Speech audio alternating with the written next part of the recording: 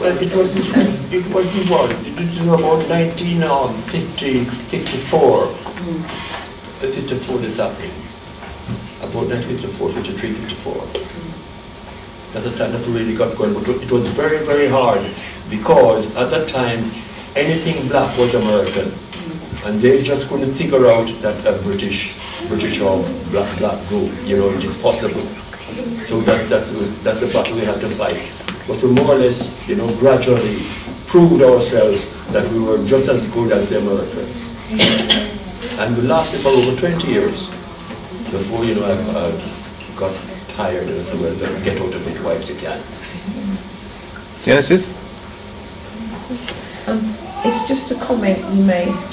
I'm sorry, I forgot your name. What's your other name? What's your name again, please? No, I know you're Mr. Wilmot. What's your name again? Mr. Ashton? Philpotts. Sorry. Yeah, I'm sorry. You mentioned Seaford in Sussex. Yes. And it's just coincidence. I happened to have been in Sussex a couple of months ago. I went to the Seaford Museum. Have you ever been? No, The Seaford. There's actually a photograph of black servicemen. There's an exhibition about the war and what happened during it, and there's actually a couple of photographs and a little miniature film about black servicemen in the area. And I didn't realise then. It's only when now you just said that. Yeah, but in cemetery there are about 17 West Indian graves and their headstone and everything. I mean, Seaford is a place I've never heard of. You know, Seaford's a place I've never heard of. I sort of went for a seaford break by the sea, and I happened to be in this museum, which is it's a former tower, observation tower. It's underground, and if you ever get to go there, it's a fantastic. It's got loads of stuff from throughout the years, and it's actually got photographs of black servicemen. Yes, and I was really, you know, like, wow. My photograph is there. It probably is. You probably see it there. As I went, it's just a point. Because every armistice November, you know, the armistice week, they have a service there. I generally attend it. I haven't been the last year or so, you know, going to ill health. But I was there from the beginning. Right. From the beginning. Okay, thank you. Genesis, Kazenza? Thank you. Good afternoon, gentlemen. My name is Lola, and my mother is from Jamaica. My father is from Nigeria. Just wanted to know, with regards to service life, did you come across any other ethnic minorities serving apart from West Indies? Did you find, like, from maybe Asia or Africa? Did you actually come across any other?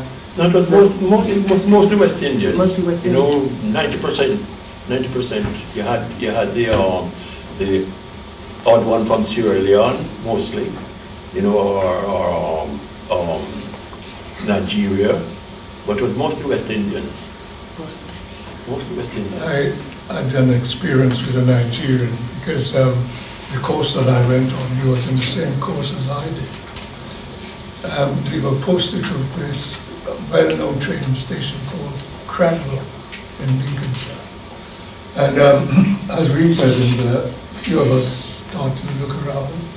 The first place we went to was the library. And looking at these books in the library, we saw a little book, 10 little niggas. And this Nigerian was with us, and he just got it and ripped it up.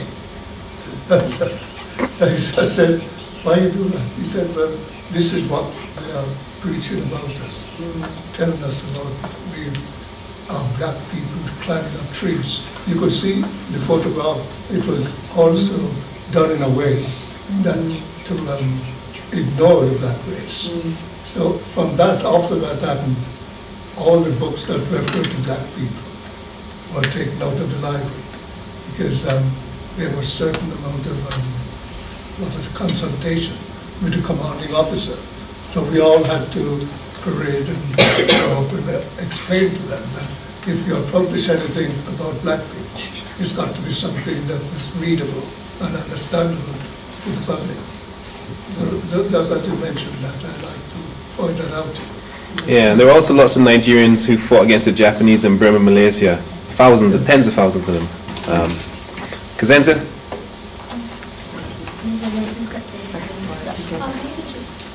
Well, in the early days, there was a rumor going around that all these black fellas, they had tails originally, and they cut it off when they were coming to Europe. So when we go to a dance hall and have the dance, you could feel your white arm, pardon, or hands going down, you know, feeling for the stump. So after a while, no, this is a true story. After a while, we got used to it, you know, and we could know what they're all about. See, and I said, well, what you're feeling for? You're feeling from a stump? You know, and of course, it was a bit embarrassing. But that was a rumor, you know, and these young girls, they had a chance to prove it. So when you're dancing, you could feel your hand going down. You know, feel your hand going down for the stump. That's a true story. I just want to ask you, if that's okay. I just want to ask how old you are. You can't hear me. I just want to ask how old you are. Oh, have a guess. If that's okay. Have a guess. Have a guess. 70, 60, No. 65, No, keep going. 81. 85. You're nearly 86. 86. What Wow. about I said to you. no, 89, 89, 2 years old. 87. Oh wow.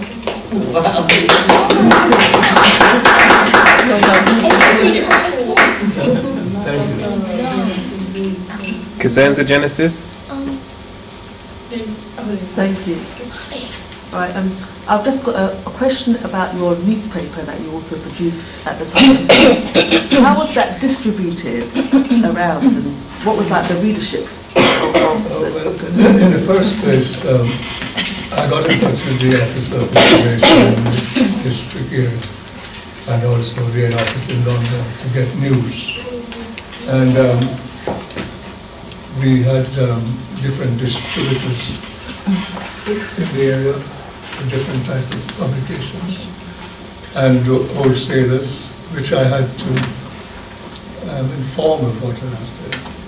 So that was the area of distribution. But there was the area of advertisement as well to look at. Was that like nationwide, or was it London, or was it Nottingham? Well, it was published for nationwide, but the cost of getting it and moving it around was not really applicable at that time.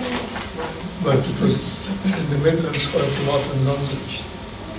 There were a lot of people who always look forward to it. Manchester, Birmingham, Derbyshire, and Lincolnshire. You know, speaking about Lincolnshire, I want to give you an idea now about the British servicemen when we meet up with them and entertaining ourselves. I was in Lincoln once, and I took some papers down with me because this was a well-known place for a lot of different West Indian meetings.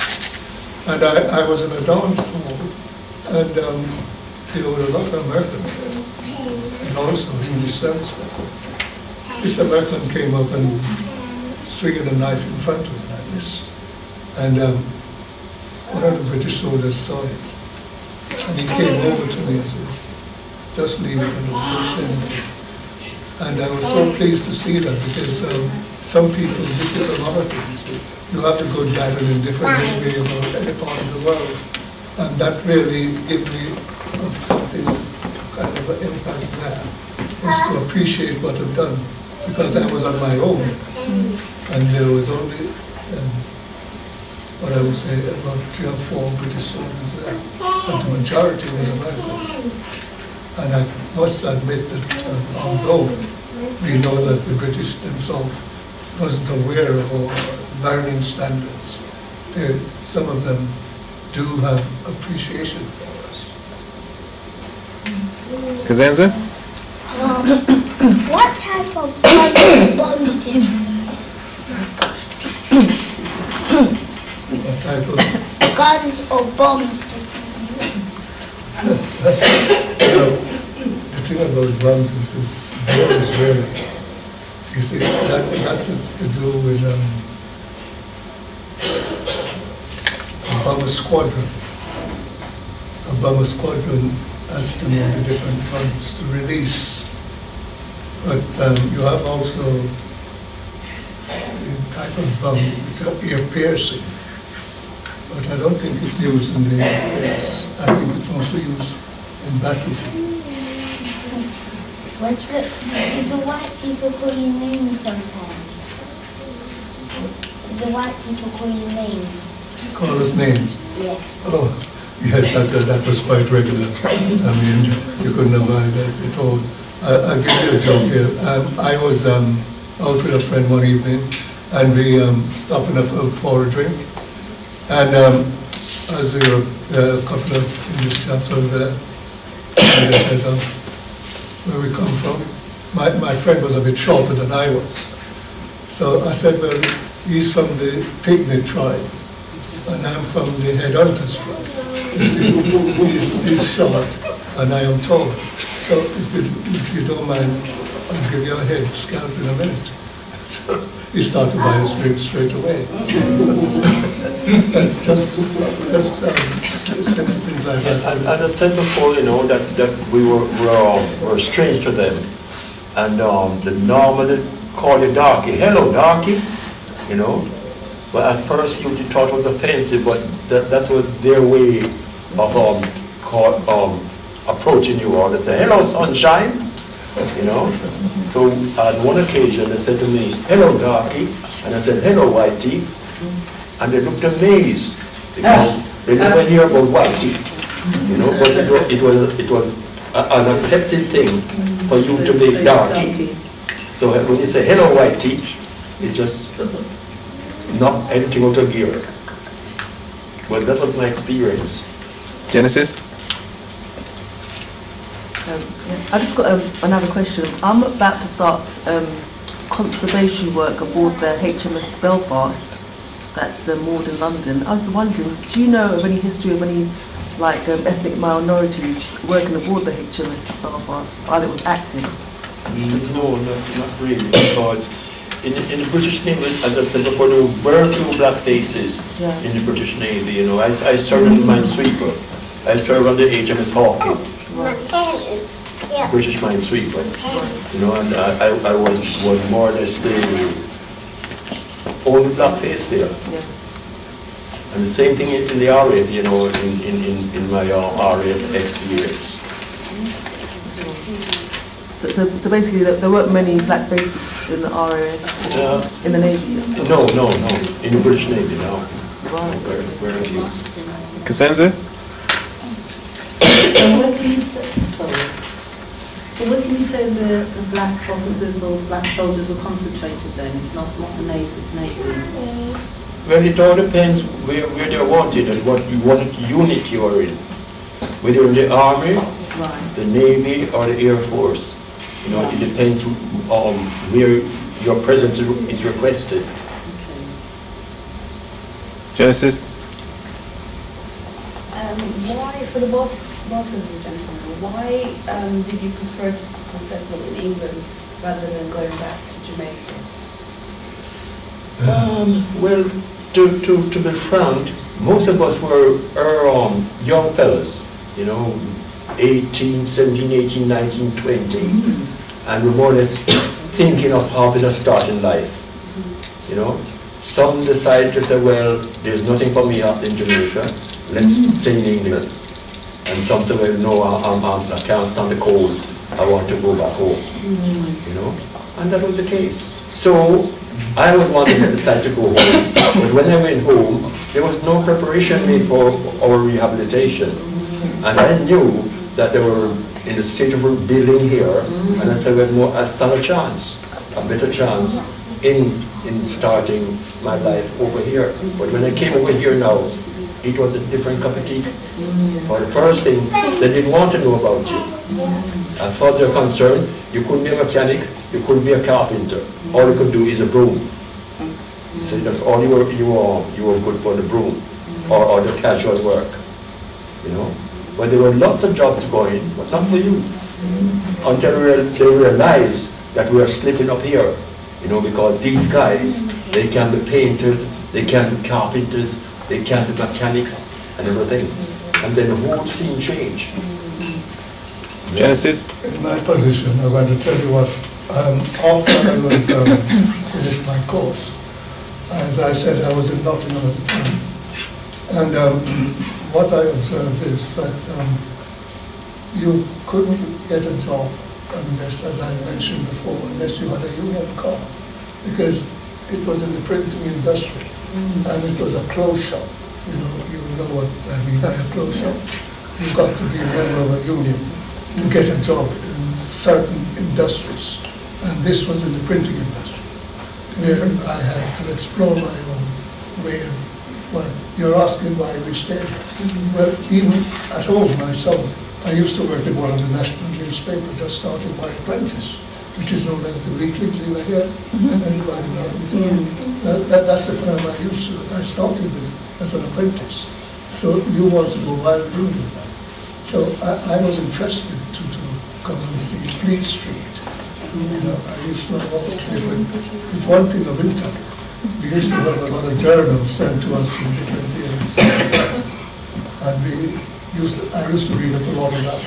And I saw where the printing industry was quite an elaborate industry. And when I got the opportunity, when I finished my course, I made an application to the newspaper.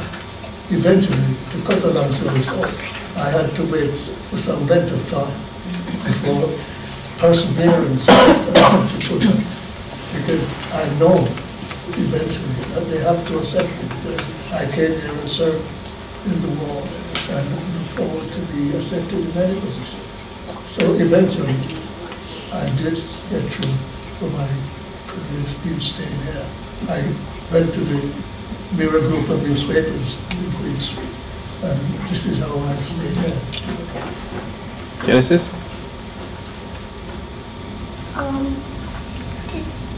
Were you scared when the bombs came? You didn't have time to be scared. Because your first intention is to get on the ground, to get in the shelter.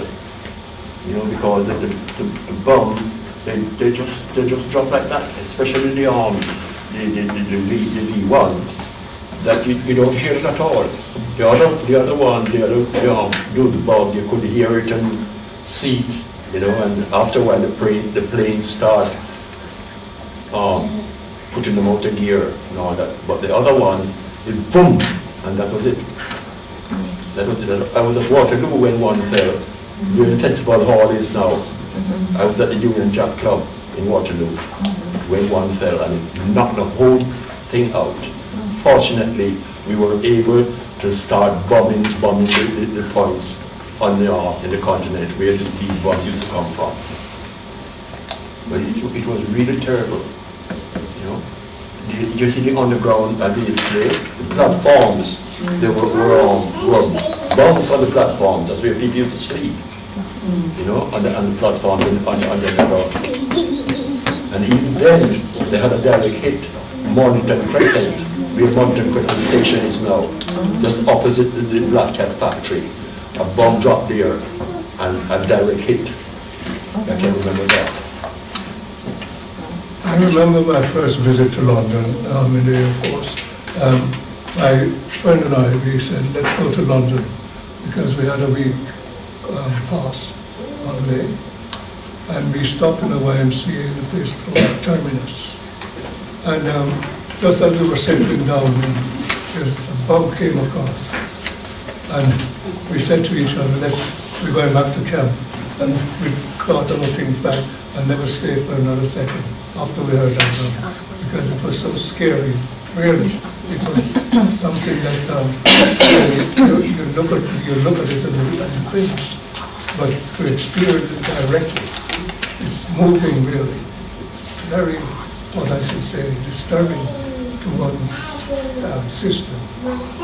So we cut our train back and went back to camp. Kazenza? Right, my question is about Dresden.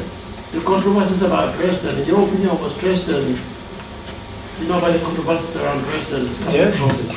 What's your opinion about that? Fortunately, after the war, I've been in show business. I traveled, quite a bit, and I went to Dresden, and Dresden was flattened. it's like when you do like this and look, it's like you look in the desert, you know. Germany bombed England, but believe you me, I have seen it. Germany got about 5 times what we got here. Cologne, I went to Cologne, and as far as you can see, the place was plastic. It's only the cathedral was standing there, the cathedral in Cologne, you know. So, frankly speaking, they got the worst of it, of the bombing.